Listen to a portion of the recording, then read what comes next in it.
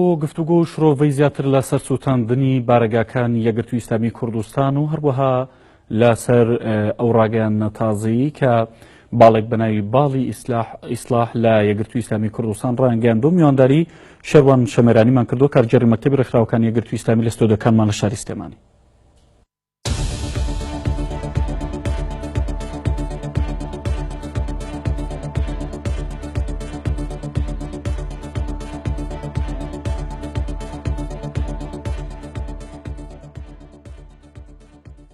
کاکشێروان سڵاوت لێبێ شەو باش. دەمەوێت لە سەرەتاوە بەر لە سووتاندنی بارەگاکانی یەکگرتووی ئیسلامی کوردستان دەمەوێت لەو بابەتەوە دەست پێ بکەم. ئەمڕۆ باڵێک بەناوی باڵی ئیسلاح لە یەکگرتووی ئیسلامی کوردستان خۆیان ڕاگەیان.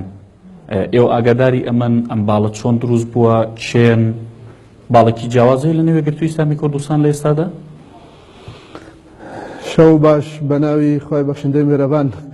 یعنی ئەو باڵە من هەر جارێک لە ئەرتیان لە هەر شوێنێکی کە ئەیبیسم کاو باڵێکی ئیسلاحخواز لە ناو یەکگرتووە خۆی ڕاگەاندووە خۆم ناگرم بۆ ئەوەی کەەوە هەندێک پێکەنینی ئەوێت یعنی لە پێ بکەن ئێستا پێ بکەنە دەی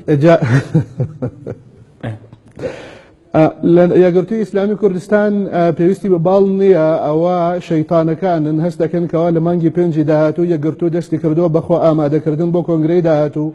هیچ گرفتێکی لە بەردەمان نییە، سوپاس بخوا ئامادەکاریەکان بەڕێون بۆ ئەوەی کەەوە لاوادەی خۆیان کۆنگرەکەی خۆی ببەستێ.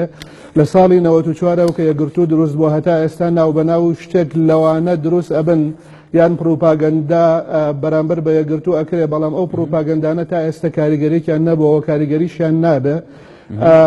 صفەتی شەیطانەکەەوە وەسواسی خەناسە ئەڕوات و دێت، بەڵام ئێمە یەکگرتوو باش شارەزای ئەو جۆرە پیلانانەیە بە هیچ شێوەیە کاریگەری نابێت. شەیتانە بۆمانە وەسوەسەی شەیتانن لە کاتێکمانەڵێت ئەڵێ ئێمە لە چوارچێوەی یەکگرتووی ئیسلامی کوردستاندا ئێمە هەڵبەدەین ئەو ئامانجەی کە لە کۆنگری شەشەمە لە ڕاگەندراوەکەدا باڵی ئیسلاح بۆ خۆیان ئاماژان پێ یعنی کێن یعنی ئێستا من ناتوانم لەگەڵ مەجهولێکا قسە بکەم.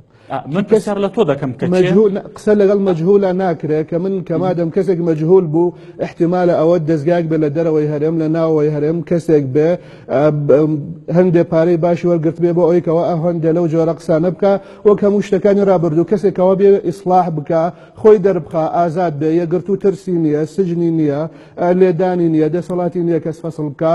تا ئێستا فشارێکی وای نەخسۆتە سەر ئەندامەکانی کەەوە یەکێکیان بیۆیان بە ئازادیانە ڕاودید و بۆچوونی خۆیان لە ناو ڕێکخستنەکانە دەرببڕن ڕێگای نەگرتووە. جا کەسێک ئەوەنە جورئەتی هەیە، ئەوەنە دڵسۆزە بۆ یەکگرتوو، ئەوەندە ڕای پێیە کەوا لە زیاد چاکسازی لەوەی کەوا یەکگرتوو ئێوێ بابێ خۆی ئازاد بکات، خۆی ڕابگەینە لە چی ئەترسێت. تا ئێستا من لەگەڵ جەنابتە بتوانم قسەی لەگەڵا بکەم، بەڵام ئێستا من لەگەڵ مەجهولە عادەت وایە لە عالەمی معریفە عالەمی فکر لەگەڵ مەجهولە قسە ناکرێت. کەسێکەوە بێ بەرامبرت مناقەشەی لەگەڵا بکەی. ئەو جۆرە حاڵەتە من وازانم شایستەی ئەوە نییە کەوا زۆر ئینسان خۆی پێوە مەشغوڵ بکە. بێگومانین لەوەی کەوا یەکگرتووی ئیسلامی کوردستان صفەتێکی هەیە با بڵێم لەناو هیچ حیزبێکی هەرێمی کوردستانە نییە. ئەویش پێی ئەوتری الحەوکەمە تەنظیمیە. حەوکەمە واتە ئەو دەسەڵاتەی هەندێک جار لە دەست قیادەیە هەیە بۆ زەبتی ئیشوکاریان، بۆ بڕیاردان یان بۆ مراقەبە. هەندێک جار ڕێکخستنەکان خۆیان ممارەسەی ئەو حەوکەمەیەکەن و دەسەڵاتێکیان ئەدرێتێ بە شێوەیەکی تۆکمە ڕەچاویان مراقەبەی ئەدای قیادە ئەکەن. هەندێک جار ئەو دەسەڵاتە ئەدرێتەوە ڕێکخستنەکان، هەتا ئێستا ئەو ڕێکخستنە ئەو دەسەڵاتە هیچ حیزبێکی کوردی ئەو دەسەڵاتە نەداوە بە ڕێکخستنەکان یەکگرتوو. لەبەر ئەوە من بەوانە ئەڵێم یان ئەوانەی نازانم ئەوانەی کێن، ئەوانەی کەوا لە پشت ئەو جۆرە جوڵانەوەن پێویست بە خۆماندووکردن ناکە. یەکگرتوو نە باڵ تەحمولەکان نە باڵی ئەوێن نە باڵیشی لێ ئەبێتەوە. یەک لاشەی یەک پارچەیە، یەک لاشەی یەک پارچەیە. هەر کەسێک بێوێ بە ئازادانە لە ناو لە چوارچێوەی یەکگرتووی ئیسلامی کوردستانە ڕای خۆی بڵێ ئەگەر لەگەڵ قیادەشا جیاواز بێ لە ناو یەکگرتووە جێ بۆتەوە. هەر کەسێکی تر بێوێ بە شێوەیەک چاکسازی ئێستاشتی لەو جۆرە هەیە.